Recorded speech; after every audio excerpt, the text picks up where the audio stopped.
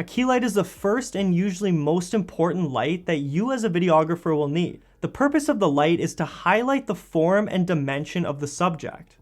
This is your main light that is the brightest on the face of your subject. To not get too technical on you, we're going to jump on set and show you firsthand what a key light is and where you should place it.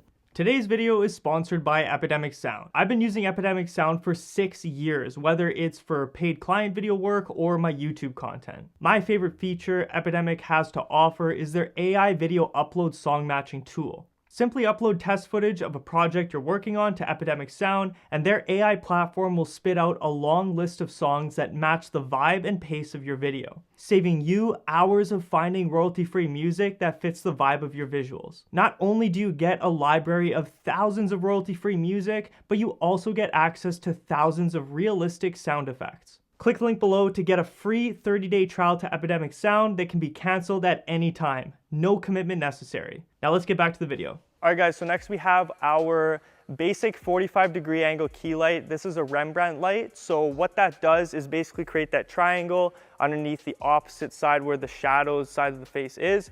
And basically all I'm doing is I'm just placing my key light at a 45-degree angle. I'm pointing it at the artist with my softbox and grid. And what this is doing is creating that triangle on the opposite side of his face. This is such an easy technique to use. They use this in movies, in really high budget music videos. And all it is literally just placing the key light on a 45-degree angle from the subject, no fill light or anything. And we're just shooting about, I'd say 20% of light at the artist with the Amaran 100X aperture light.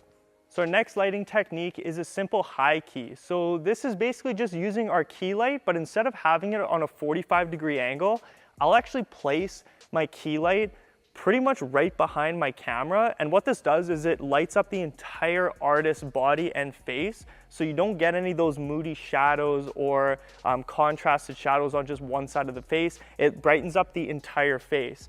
Again, placing it right behind the tripod. Make sure that it's not in front of the tripod because sometimes your lens can kind of capture a little bit of the softbox. So make sure it's behind the camera lens and pointing directly at your subject when you're filming.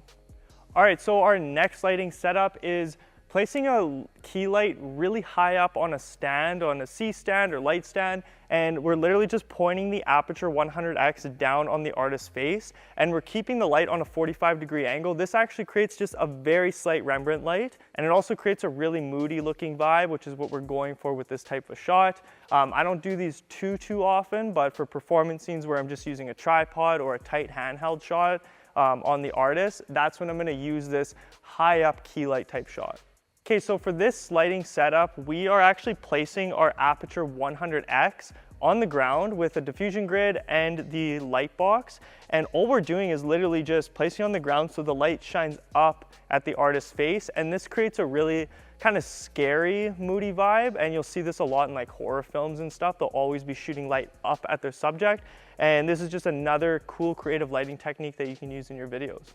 All right guys, so for this shot, we are gonna be using just one backlight. So we're using an Aperture P60C panel light with a softbox and diffusion grid on it. And I'm placing it right behind the artist, about, call it 10 feet away from behind the artist. And I have it cranked at about 50%, so it's pretty bright because we wanna outline his shoulders and his head and basically his whole body and just kind of add that different, creative, separated look.